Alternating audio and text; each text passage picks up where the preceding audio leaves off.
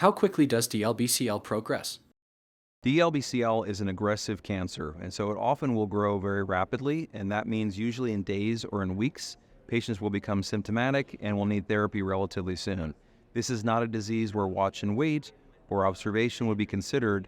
If the patient has disease with an aggressive lymphoma, they need to have treatment started in the very near future. So lymphomas can be broadly, again, when you think of any disease, you can think of something called aggressive progressors and more like a slow indolent type of lymphoma. Diffuse large B-cell lymphoma comes under the more aggressive version of lymphomas. But again, it's a spectrum of disease. Not every person is the same. But on an average, most people present with, they were fine maybe a couple of months ago, suddenly start feeling fatigued or having fevers and weight loss, and then start getting lumps in the form of lymph nodes that are enlarged in different parts of their body. So it is usually, in general, it's slightly a faster progressive disease compared to a related disease, for example, which we consider maybe follicular lymphoma. So that's more of a slow progressive disease, and many people are detected incidentally. With diffuse large B-cell lymphoma, usually patients are more symptomatic and they present to the doctor with some complaints, and that lead to the diagnosis. It's an aggressive disease, so it progresses relatively fast.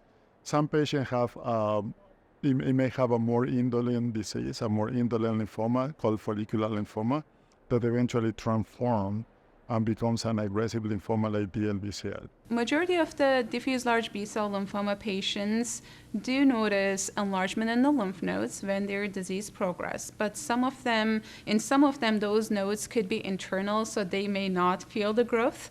A fraction of patients will experience something that we call B symptoms. It's fevers, chills, night sweats, extremes of fatigue, not having much energy. Those could be the early signs of a disease progression, in addition to enlargement in the lymph nodes. And depending on the site of the involved site, they can present with unexplainable pain. For example, they have a mass in their abdomen and they may end up having a severe abdominal pain. Or if they have a mass in their brain, they can present with confusion, seizures. So progression can present like anything, honestly.